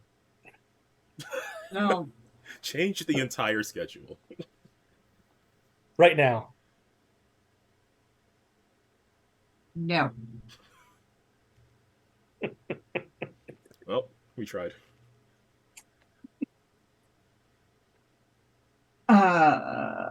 Any other questions? We lost Joe. We lost Joe. Oh, we did. What? I mean, we haven't lost Joe, in terms of Zoom, but Joe is no longer. Yeah, she was no longer with us. This is just a Calvin question. Yep. What made you decide on the mace? Macy. Macy. Macy was a pretty big part of it. I mean, well, Macy was inspired by. Oh no! So there was a Lego cartoon that was going on at the time. And it had a bunch of characters that were like sci-fi knights, and they all had different weapons that were puns on their names. There was a character named Macy that had a mace, and I thought she was really fun. So I made a Pathfinder character based on her, but I made her mace throwable. And then when it came to Arcelia, we had like a lot of points that I wanted to do stuff with, and it actually kind of started with just wanting to give her extra power options, especially like a ranged option that wasn't going to damage other people. So I was kind of leaning into towards, and this came up a bit. I was leaning into towards giving her sort of like earth manipulation powers, like earth bending basically. And then the mace just kind of happened as like a focus for it.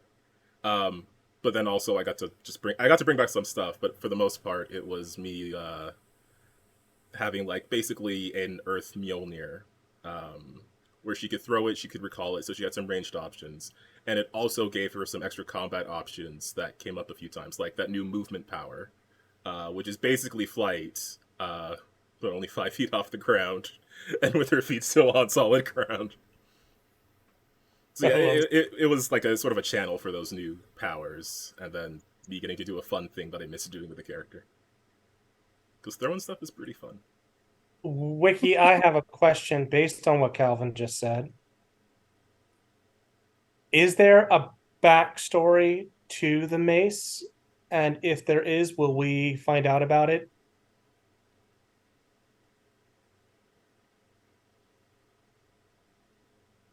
No, and yes. Ooh. There's not a backstory. You will find out about it. Yep. Meaning there isn't a That means there backstory is yet. going to be a backstory. I am super curious about that, but I felt like that was this will happen in the future sort of thing. I mean, GMs absolutely never introduce a concept without any direction of where it's going to go to let that develop later, and usually listen to what the PC's theories on it and go, oh, I like that one.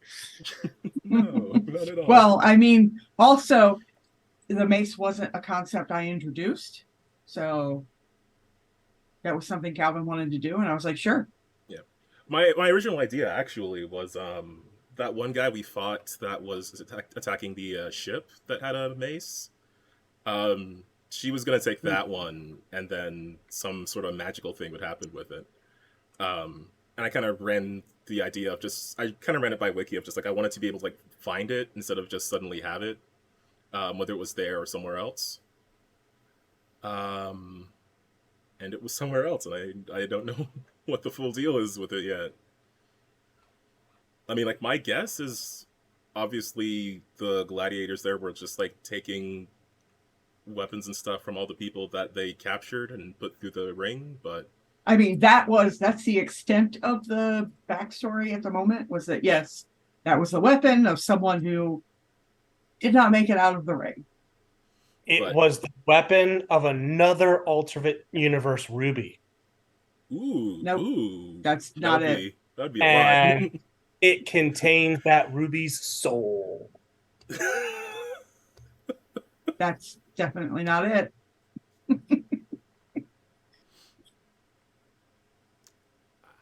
Yeah, I mean, obviously I have no idea what it is, but I'm very curious. Not as curious as I am about Teacup, but I want to know questions about Teacup. I want to know what made you worthy. mm-hmm. Actually, you know, I want to know more about. What characteristic was it looking for? That's what I want to know. You guys want to know what I want to know more about? What? The old lady. Oh yeah. Oh yeah. Actually, yeah, that was Teacup's mom. That was just Teacup. It's fine. If not Teacup. It literally could just be Teacup, and I wouldn't be surprised. Yeah. It's fine. She's in the open on and everything, and who is she? Wiki, will you give us the entire biography of that woman? No. No, Aaron, that'll work. Okay, just an abbreviated version of her biography. No. Bullet points? Nope. So Aaron had asked when I was talking about Elliot sacrificing herself and not coming back, he'd asked if that was Elliot doesn't return or I don't return. And the intention was both, was that Elliot wouldn't return and then I would not return. The reason being, and I'm not saying this because I need any sort of reassurance or assistance from anybody, but my intention was I was pretty sure that people were sick of seeing me.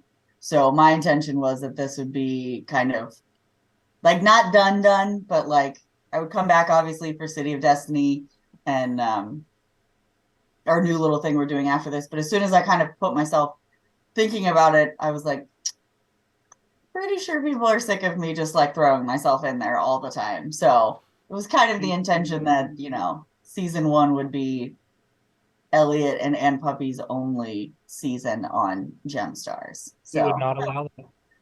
kind of the intention. So, but again, I'm not saying it telling people because I need reassurance from everyone. I'm just like, that was my viewpoint and how I felt about it. So my intention was to build a character with the intention of dying in the end. So with that in mind. And then of course I signed up for another show and we're going to do season 2 of City of Destiny. So y'all are just going to continue to get sick of me. So yeah, that's completely unrelatable. I'm like never around here, so I don't even know. Yeah. I says the one person who's on both nights of our streams. Yeah. No. Yeah. And our podcast. Yep. And our podcast. You are the only person involved in all 3 shows. Yeah. That's why crossovers are so stressful. Wait for that crossover where we get all of your characters in one background show. I'm gonna have to make for that. It's gonna be I want to do the crossover that's just the GM and Calvin. See, and it's still a crossover because it's all of Calvin's characters. I'm gonna say it would still be a full party. Yep. But ultimately that's what you get for being everyone's favorite Canadian. Aww. It's true. And if you squint your eyes and tilt your head a little bit, the ruby in the background almost looks like a red maple leaf. Yeah, that's why I framed it this way. Exactly for that purpose.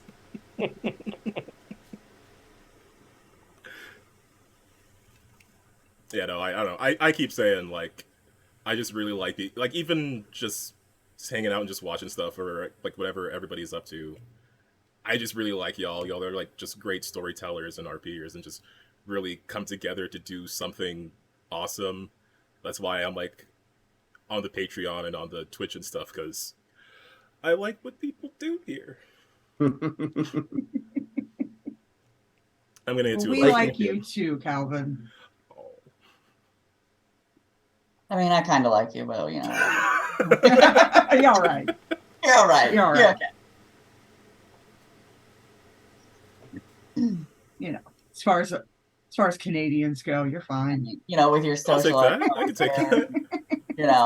We're gonna disagree on poutine and stuff, but I can take that. Everyone's favorite Canadian is a high bar. It really is. I mean, I'm not going to measure how much I like you in metric, but I still like you a lot. Next to like Ryan Reynolds or whatever. Yeah, I think it's. I mean, Ryan Reynolds, Michael Cera, Finn Wolfhard, Eugene Levy, Dan Levy. Actually, Dan Levy was born in the U.S. Oh, was he? Yeah. Rick Moranis, Bruce Greenwood, Nathan Fillion. Ooh. Brendan Fraser. I mean, that's a high bar. It really is. I'm not saying you don't hit it. I'm just saying it's a high bar. Well, I am glad either way. Any other questions as we near 10 o'clock? I'll probably think of like 10 as soon as we end the stream, but nothing right now. Yeah, I can't think of anything that's not going to be a... I had one, and now I can't think of it.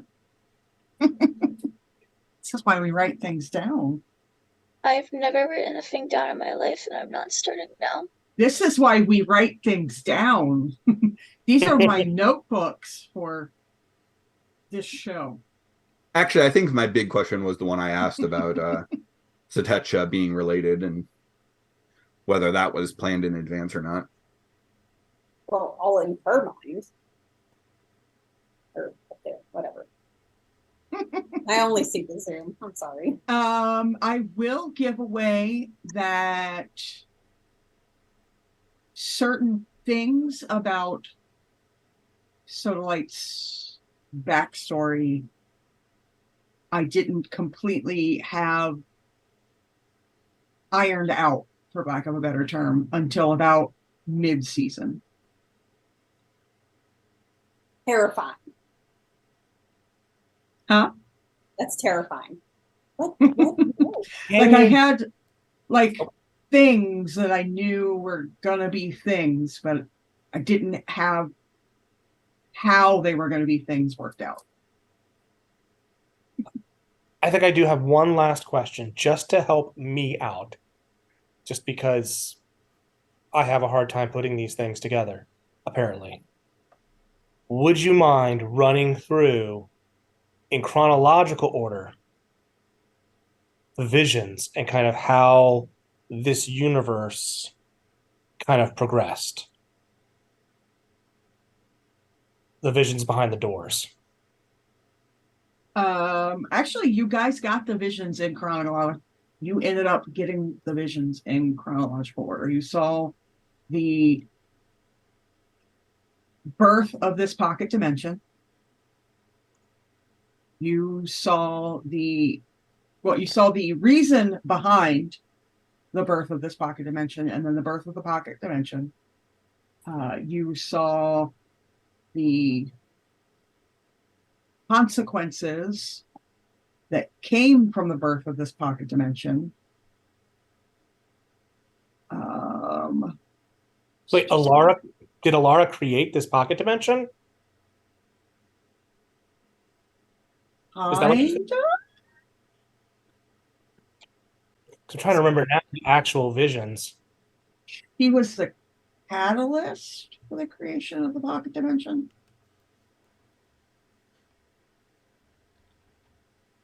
But Ithium was the original master mage of Lafandi. Okay.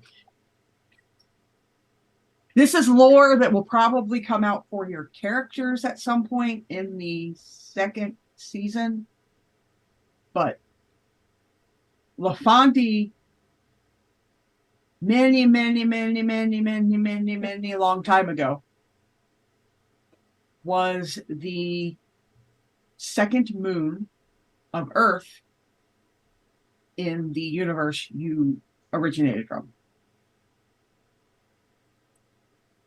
And after being in control of the moon, Alara and Ursa got tired of being on the gray planet and kind of said, okay, but what about that other moon? That's much nicer. I think maybe we'll take that. And so they decided to do that.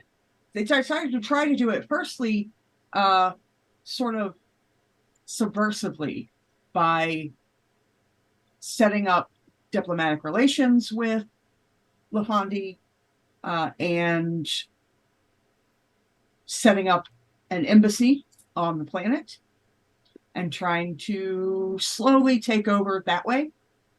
And then the Lafandians were like, something's up here. Because, they weren't as good at spying as they thought they were or whatever. And eventually the people in the embassy got asked to leave. And then shortly thereafter, the Ladies Lunar decided that, okay, we'll just take it then, and launched an offensive, which is something you guys witnessed in the visions, against Lafandi. And the Master Mage, the first Master Mage of Lafandi, the original Master Mage of Lafandi, said, look, we don't do that here. We don't do the fighty and the punchy. That's not a thing we do. So instead, I'm just going to take my planet and go away. And so Lafandi, she pulled Lafandi into the pocket dimension. And I'm going to drop things. So she pulled Lafandi into the pocket dimension. And as that happened, the life stone broke through the universal barriers, came into the pocket dimension, essentially striking her in the chest, the head, whatever, doesn't matter. And she became the planet. So Ithium was Ithium. And between her being in the middle of using magic and being hit with the life stone, it transformed Lafandi into the planet that you all knew, because it was not originally a planet of gemstones, and it was just a very lush, beautiful place. Like most others, they had gem magic, but it wasn't because the planet was a gemstone kind of thing. That was created through the lifestone. And the crystalloids are the original inhabitants. They're the original Lafondians, transformed by the lifestones. Oh, so what the Nether Realm was doing to Elliot's people. So so after that, stuff went on outside the pocket dimension in that universe, Earth and the moon and the whatever. And at some point in that long span of time, Glimpse gave that alternate Una a glimpse of Una Prime's rise and fall. And the Empress said, yeah, no, that's not going to happen to me, and immediately went and conquered Earth. And by conquering Earth, that also meant conquering the moon, during which Alara and Ursa made a decision that Alara needed, if she was going to have a chance, if they were going to have a chance to stand against the Empress and to stop the Empress from taking their realm, from taking the moon, whatever, Alara was going to need Ursa's powers. And so they devised a way to transfer those powers, except that during that transfer, Ursa died. And ultimately, Alara failed to save the moon, which was sucked into the netherworld along with that Earth. And Una decided to make an example of her. And Alara is also the reason that Una knew about Lafandi at all, because she gave that up in hopes of her moon being spared. So, job, Alara. I mean, thanks, Alara. Prime Alara is on a better path now. She did briefly turn evil at the end of We'll see. I'll believe it when I see it. So, that's a brief history of Lafandi and where it came from. Badass. And we're talking about eons. I don't know, like millions and millions and millions of years, a span of time there. So for Lafandi, but not necessarily for Earth. no. For everything outside of Lafondi's pocket dimension. Oh. Inside Lafondi's pocket dimension, it was probably several centuries. And how did the current Lafondians come into being? Because the original Lafondians are this crystal people. Mm-hmm. Where did the current Lafondians come from? Something that's going to be answered later. Got it. I would say that they are the people. They're the lore that they're descendants of the lore that got brought there, but we saw them arrive. Yeah, it's not that.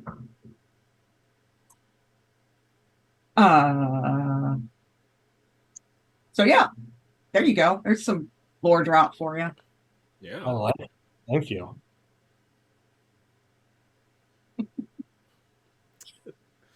I'm just thinking over the consequences of a second Alara in the Prime universe. A second ghost Alara. Who is even more powerful. Who, unless someone chooses to play them as a PC, is more or less power level X. Yeah. And also Farside is temporarily disappeared since the end of Guardians of Haven, so I don't know. That's up to other people to figure out. That would stress me out too much. Let's just say the details of Alara Cat will be given to Alex to do with what he will. Oh God, we're all gonna die. No, she'll be cool. To be fair, she was somewhat repentant of several things. Yeah, her sister dying was never part of the plan. It was strictly supposed to be a power transfer. The moon being sucked into the Netherworld was never a thing that was supposed to happen. She was still kind of angry that she didn't get to take over Lafandi. So yeah, she was like, hey, look, leave my moon alone and go get that one. It's better. And then, Una said, oh, that's great. Yeah. But no, I lied. And, picks up a knife and fork. Oh, 2 moons. Yeah, 2 moons. Awesome. And one of them super magical. Great. So yeah. Good times had by all.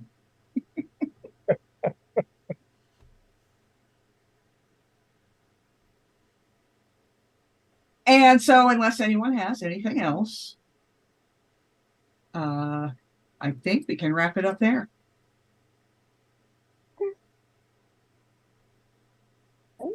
Are you raising your hand, or are you saying done? A little bit of both. Okay. I would be willing to just give a little bit of a tease for what we can expect in our time slot. Yeah, because you didn't tease it like you were supposed to. Oh, it's fine. I was gonna do the thing. Oh, okay. Well, then do the thing. The thing was gonna be there. I will say that everyone should go ahead and start thinking about season 2. It's going to be a while, but go ahead and start thinking about season 2, whether or not you're going to be. There are options. Are we going to be seeing the same characters with the same powers? Are we going to be seeing the same characters with completely different powers? Are we going to be seeing new characters with the same powers? Are we going to be seeing new characters with new powers? That's something for the cast to think about, because all of those options are on the table. Between seasons, when your characters gave up their stones and new stones are coming, is the perfect time for everybody to evaluate their characters, their power sets, all of that stuff, and make changes if they want, or not. It's up to you. So make sure to think about that. And with that little bit of business taken care of, that's all from us for tonight. And I'm going to give all of my cast a moment to say bye and plug anything. We're going to end with Aaron. So let's start with Brandon.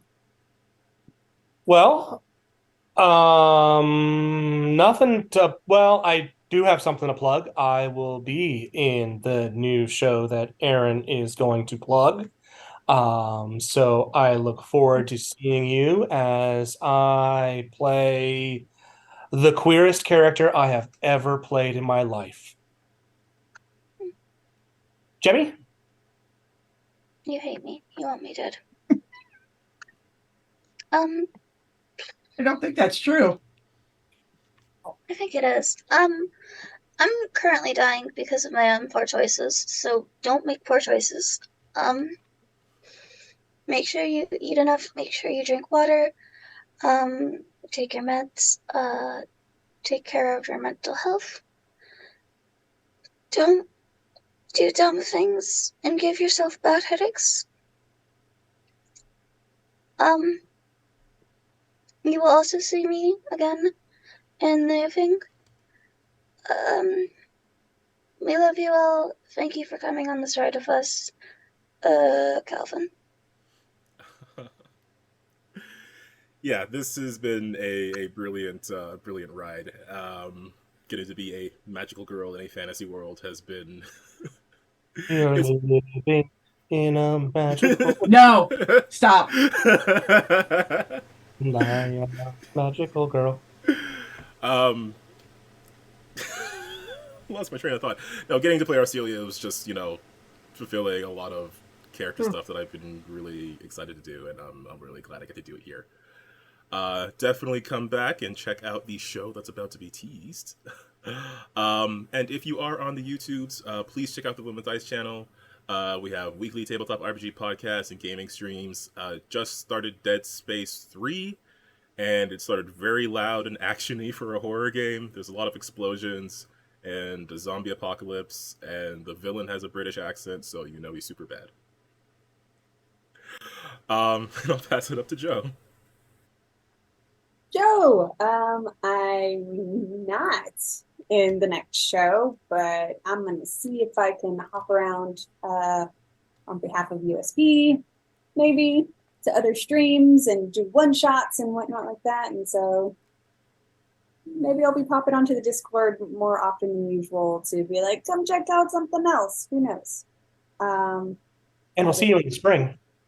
Yeah, I'll be back in the spring for sure. Other than that, take care of yourselves, and we love you. And puppy, whatever direction you are from me, I don't know. I don't really have anything. I sometimes will post like little things that we make that come from various different shows. I'm currently obsessed with the podcast, so I watched the last 2 episodes today. I listened to it at work because I was ready to kill somebody at work today. So I just needed to calmly listen to Cat hit on Wiki. So, just needed that in my life for a moment. So that felt good. Not gonna lie, when spoiler alert, when the wink happened, I felt that in my heart. So it was a good time. So, I post little pictures and things like that.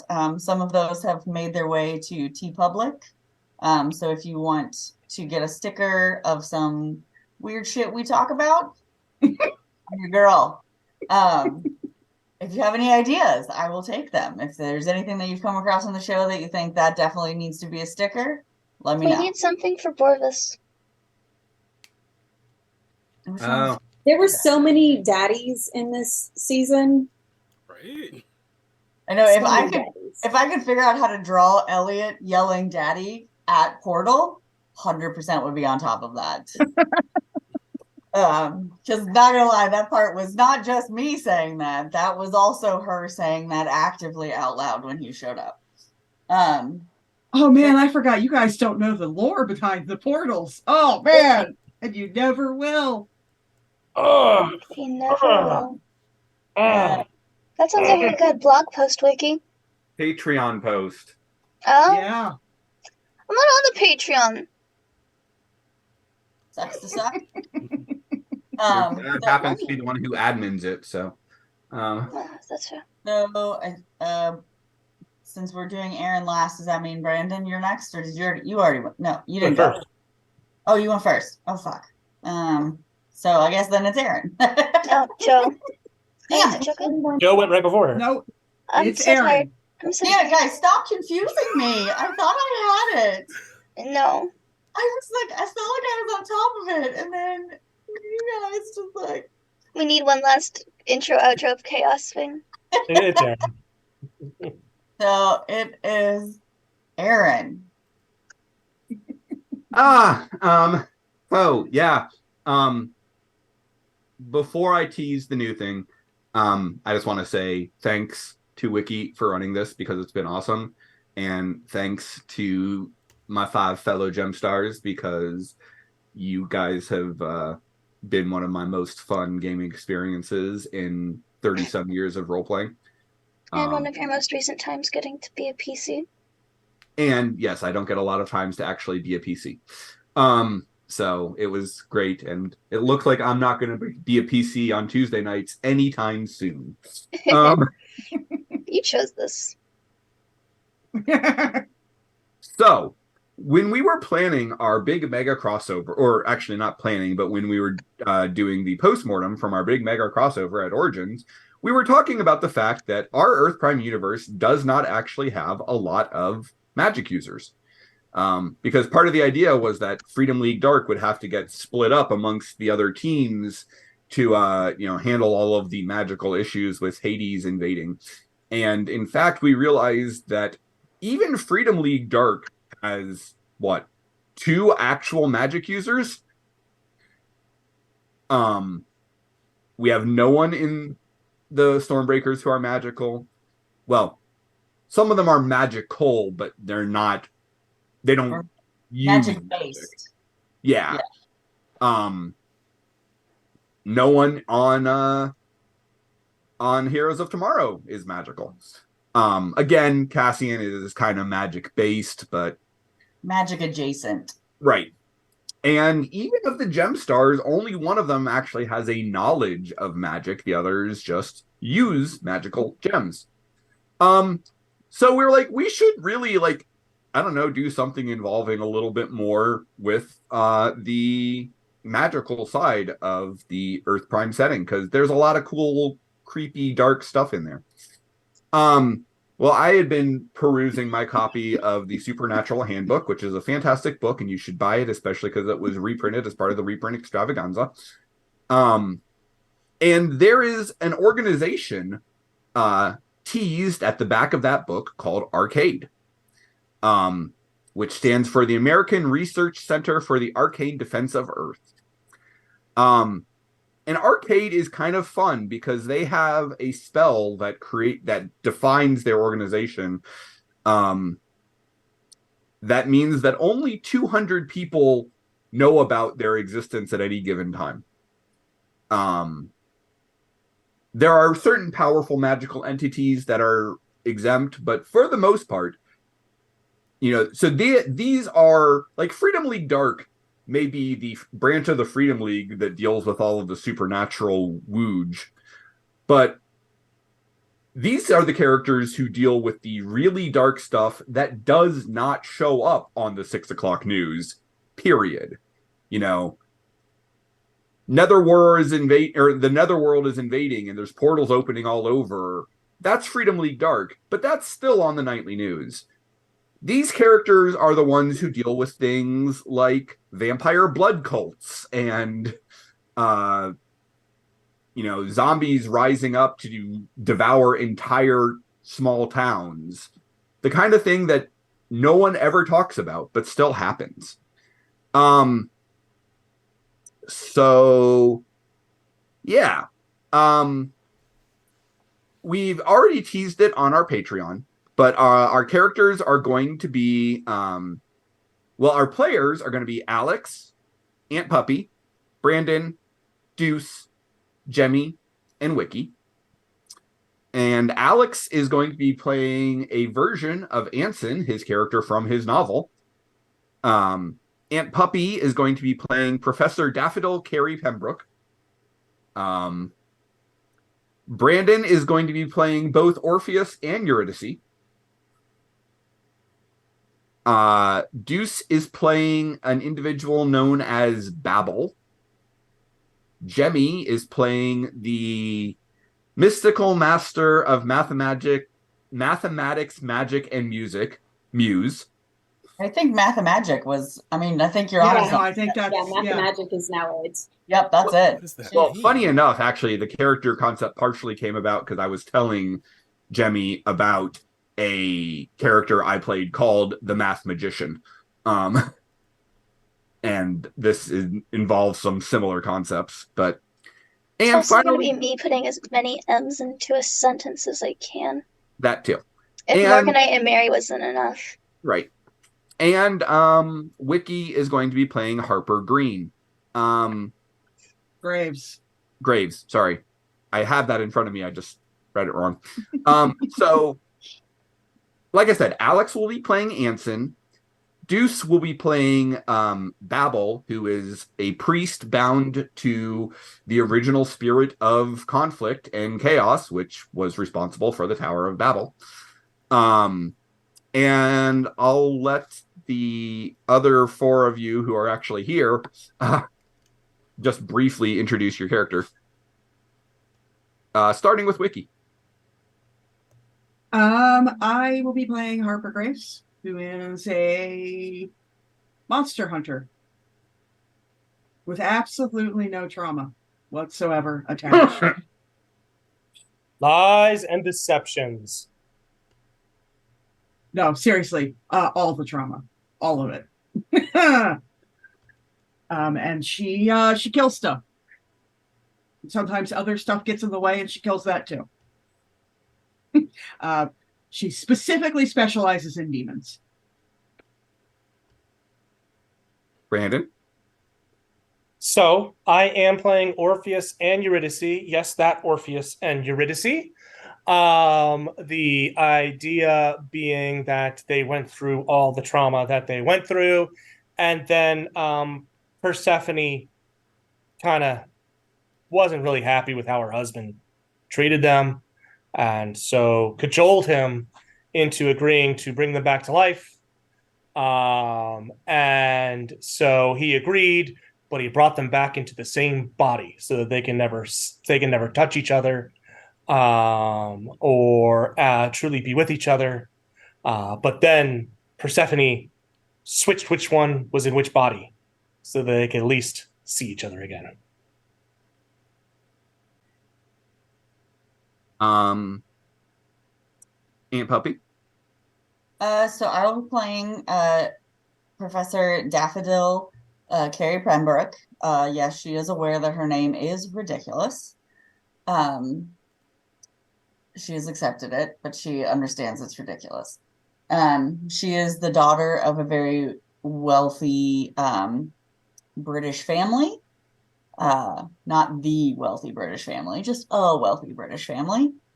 And she is paralyzed from the waist down due to her own experimentation. She can move things, non-organic material as part of her accident. She is the opposite of the sad characters I've been playing. And comes from a relatively happy, stable household with the pure intention of helping. And that is how her accident happened, was by pure desire to help others. So I don't understand her, so it'll take me a while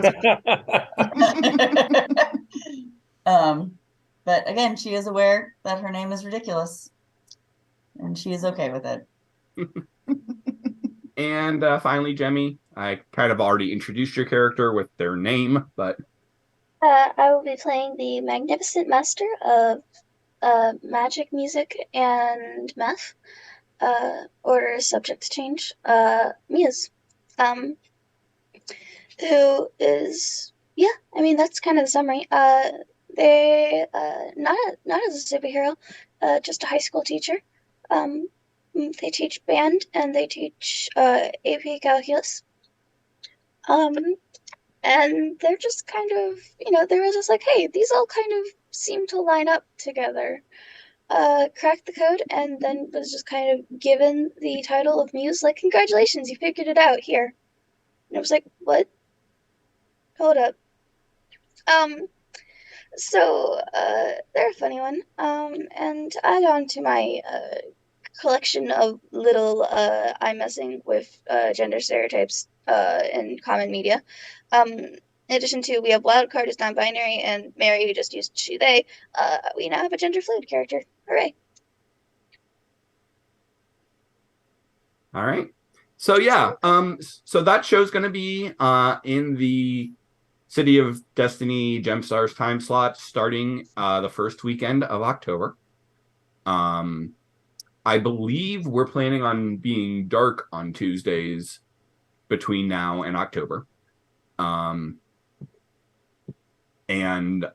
it's important to also note out that I believe sometime in October, Freedom League Dark will be going dark, and we will be starting our one-shot extravaganza to go through the remainder of the calendar year. So, our one-shot extravaganza, our limited series extravaganza. There you go. The one I've already proposed, I proposed as a 2-night event. Yeah. So, I guess the only other thing I would say is you can get previews of all of our one-shots and our upcoming serials by becoming a member of our Patreon, patreon.com/Untold Stories Project. We would love to see you there. We're also soon planning our first Patreon exclusive play with USP game.